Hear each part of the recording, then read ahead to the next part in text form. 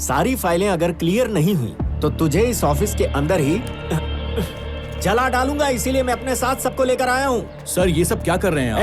Petrol डालो इस पर। अब सब हो जाएगा। यार ये मेरी बाईं आंख क्यों फड़फड़ा रही है? कुछ होने वाला है क्या?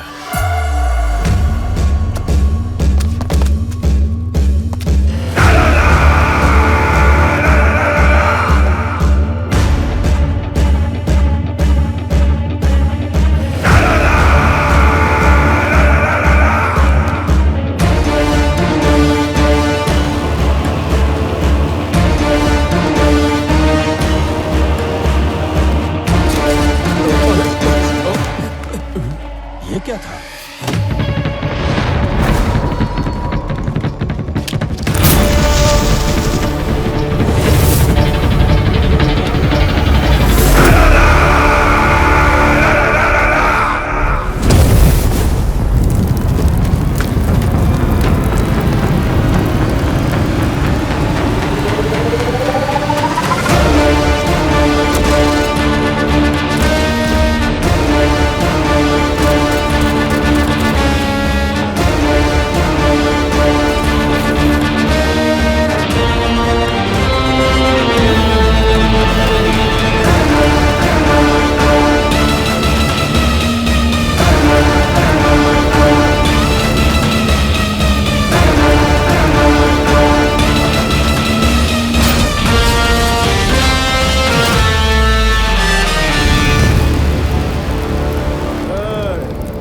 साल के बाद भी देश का ये हाल है कि राह चलता गुंडा पॉलिटिकल पार्टी ज्वाइन करके पब्लिक प्रॉपर्टी बर्बाद कर सकता है, रास्ते में दंगा फसाद कर सकता है। लेकिन अब ये सब नहीं चलेगा। Out out.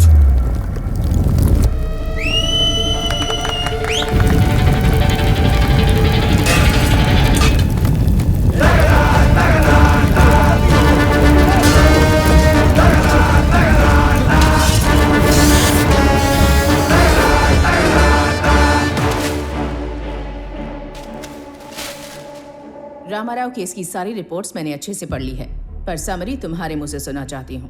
Of course your honour, Ramarao की सारी एक्टिविटीज, उसके सारे खर्चे, प्रोसेस की हुई फाइल्स, ये सब कुछ देखने के बाद ही हम लोग इस फैसले पर आ सकते हैं। In simple words, mister Ramarao is highly controversial in his states, but very calculative in his moves. अगर आप इजाजत देंगी तो हम केस नंबर 7691 से शुरुआत करते हैं।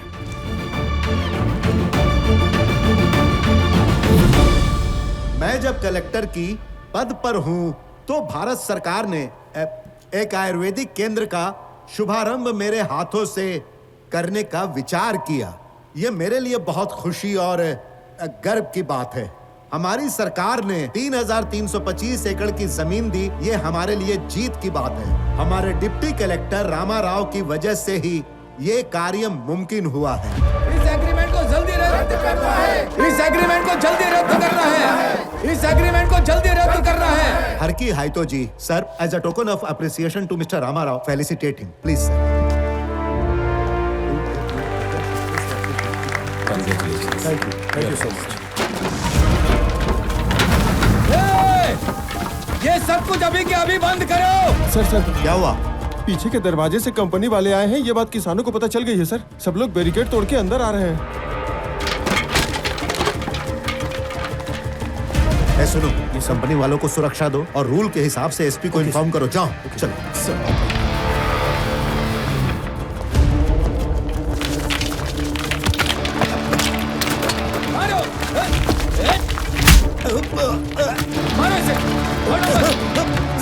सर आप अंदर जाइए। सर को अंदर लेकर जाइए।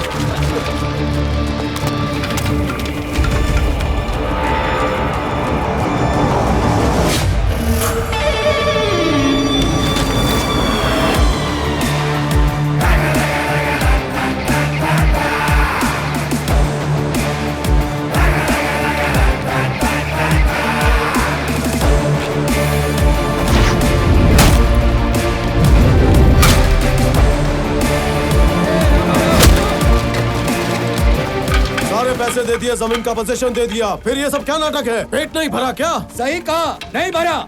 अरे तुम जैसे लोग किसानों के हत्यारे हो। हमारे उपजे हुए अनाज खाकर हम पर ये अत्याचार करते झूठे हो। आरोप लगाकर जनता को बहका रहे हो। ये नाटक नहीं चलेगा। निकलो यहाँ से, निकलो, जाओ।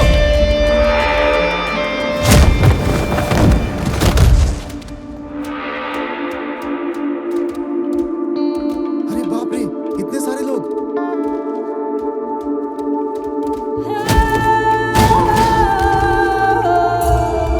जितना सोचा नहीं था, यहाँ तो उससे भी ज्यादा लोग आ गए।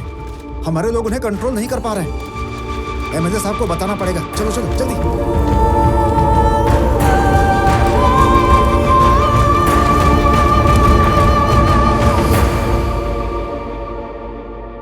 देखो रामाराव, लगता है हमने जो मेहनत की है वो बर्बाद हो गई। ऊपर से ऑर्डर आया है कि बात हाथ से निकलने से पहले इस प्रॉब्लम को सॉल्व करो। अगर ऐसे गुंडों से गवर्नमेंट डरने लगी तो आम जनता का क्या होगा सर? अंदर डाल के 3rd डिग्री दो, सुधर जाएंगे। ये किसान लगते हैं, गुंडे हैं। अबे तू क्या मुझे इस तरह से रामाराव, घूर रहा है? बात को आगे और मत बढ़ाओ, छोड़ो इसे। अगर ये झगड़ा बड़ा होगा तो नेशनल न्यूज बन जाएगा, ये वेंचर रुक जाएगा।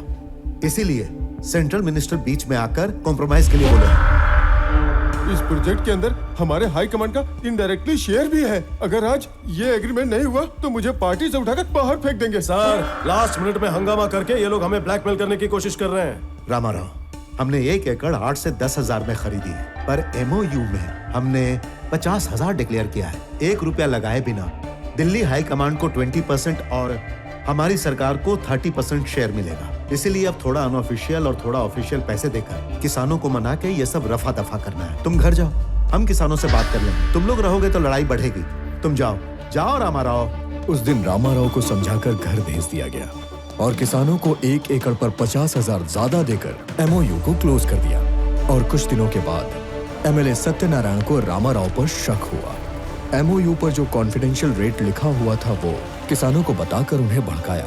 रामाराव से पैसे वसूलने के लिए उसने उस पर केस कर दिया और जरूरत के समय एमएलए ने किसानों का साथ छोड़ दिया। उसमें रामाराव का कमीशन है, ये बात पे भी उस पर केस ठोक दिया गया।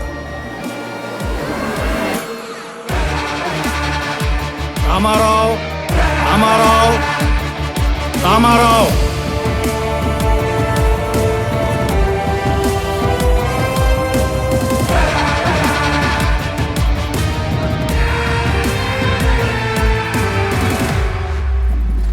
रामाराव जी, इससे पहले कि मैं जजमेंट सुनाऊं, क्या आप आखिरी बार कोर्ट से कुछ कहना चाहते हैं? Thank you for asking your honour. अगर मैंने गलती की होगी तो अब तक तो इन पेपरों में सुर्खियां बन गई होती। शायद मैंने अच्छे काम किए होंगे, इसीलिए ये सब यहाँ मेरा हौसला बढ़ाने आए हैं।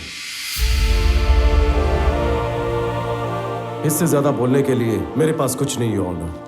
आरोपी पर कुल 13 केसेस दर्ज हुए थे, जिनमें से 3 केसेस बिल्कुल क्लियर थे। बाकी केसेस के लिए कोर्ट ने एक फैक्ट फाइंडिंग कमेटी गठित की। इन सारे केसेस की जांच पड़ताल करने के बाद एक कॉमन ऑर्डर सुनाने का इस कोर्ट ने निर्णय लिया है।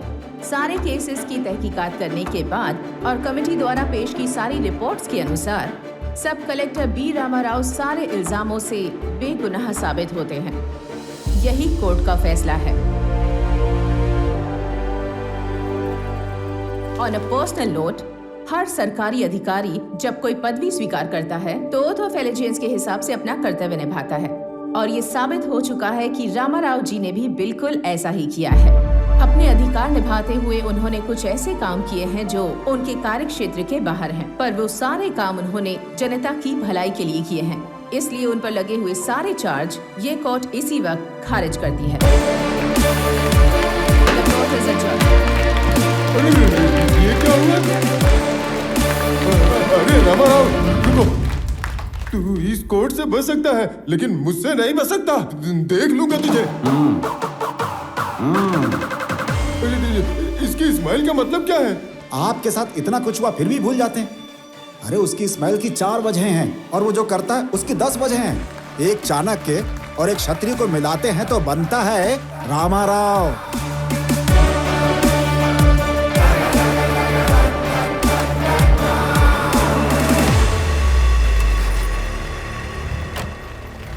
अरे मामा जी, आपका सामान तो कम दिख रहा है। वो हम तो तुम्हारे साथ ही। वो क्या है, बाकी का सामान इन्होंने गांव भेज दिया है। हम यहाँ 2 दिन रह के गांव वापस चले जाएंगे। घर की हालत क्या है वो भी पता नहीं। आपको कहीं जाने की जरूरत नहीं। हमारे घर के पीछे एक घर खाली है, मैंने पिताजी से बात कर ली है। ये हमारे साथ ही रहेंगे। आपको कहीं जाने की जरूरत नहीं, आप सब यहीं पर रहेंगे। आप इस परिवार का हिस्सा हैं और साथ रहने से ही परिवार बनता है। मैं आपको कैसे धन्यवाद कहूँ दामाद जी, आप दोनों के बिना मेरी जिंदगी कुछ भी नहीं। अरे बेटा चल जल्दी कर, दादा दादी के पास चलने की तैयारी कर ले, मैं सामान रखवाता हूँ। आजा आजा आजा आजा।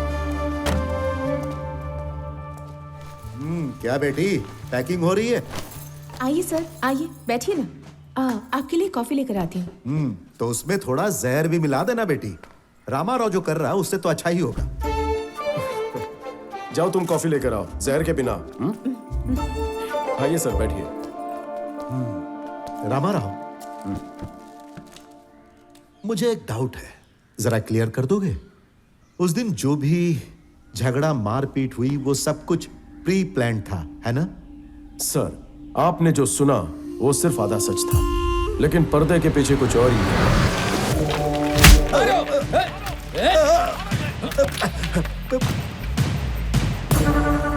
जब मैंने सिचुएशन को अपने कंट्रोल में कर लिया था, तब कंपनी सिक्योरिटी के भेस में एमएलए के आदमियों ने अपना घिनौना रूप दिखाया।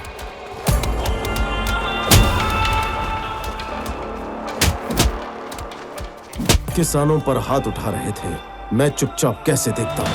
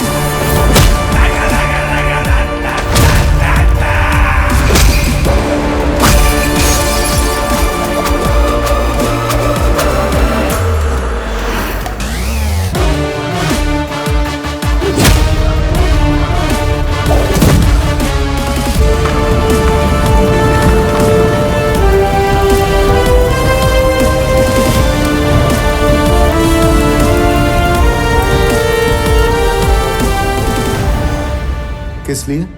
अगर देश की जनता सरकार से इंसाफ और हक मांगने जाती है तो उनके हाथ कुछ नहीं लगता। बस दंगे करो और सड़कों पर आ जाओ तो बाजी आपकी। मैंने काम के लिए रिश्वत लेने वालों को देखा है, काम ना करके भी रिश्वत लेने वालों को देखा है, लेकिन जनता का काम करने के लिए रिस्क लेने वाले को मैं पहली बार देख रहा हूँ।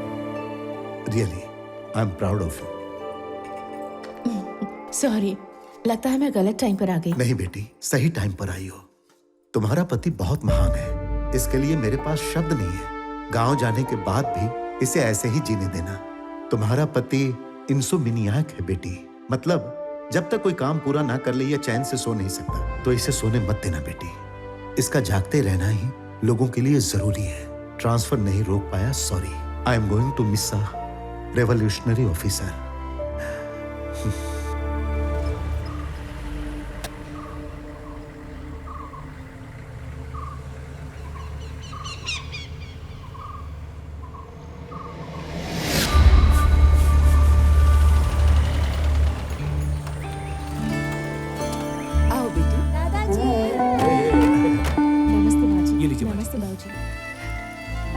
किसी की नजर ना लगे, बाहर वालों की, गांव वालों की, किसी की भी नजर ना लगे। अनंत, ये अच्छी तरह से फूट जाना चाहिए। चलो आओ बेटी, अंदर चलते हैं। आओ बेटा।